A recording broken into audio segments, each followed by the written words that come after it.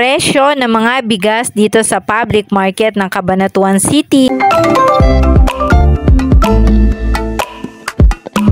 Hello friendly people! Good day po sa inyong lahat. For today's video, samahan niyo po ako tayo magpalengke tour dito sa public market ng Cabanatuan City, kung saan ako'y dumiretso dito sa tindahan ng mga bigas. At eto na nga yung mga bago at new price update ng mga bigas.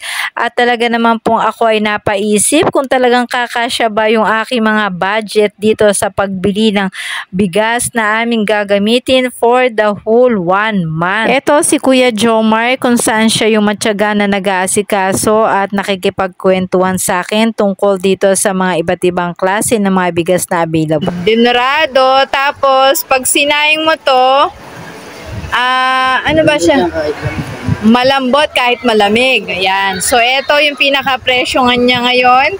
56 pesos ang isang kilo. Ito naman yung 54. Ano naman po ito? 216. Ito yung 52 pesos. 402 naman po. May mga code talaga po yan, no? Hindi ko kabisa. Ano ibig sabihin mga code? Ano po yung mga variety na ng binhi? Mga variety na mga binhi. So, ito yung pinakamura ngayon. Wala tayong choice. Dito tayo mapupunta sa 50 pesos. Ito yung binili ko kay kuya ng per kilo. Commercial daw po yung bigas na to. Pero maganda pa rin siya kuya, no? Umaga alsado po siya. Ayan. Ito yung aking binili ka na bigas. Ito naman yung 218. Jasmine. Jasmine, ano? Jasmine. Ito, pwede kayong bumili din sa kanila pong pwesto na pwedeng per sako. Ito, yung per sako na to ay nakakalaga. Magkano po yung pinakamababa?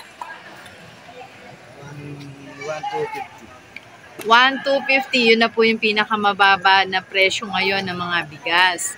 Ang pinakamataas naman po ay... Kuya, ano yung pinakamataas? Pinakataas po natin yung Jasmine. Jasmine, magkano po yun?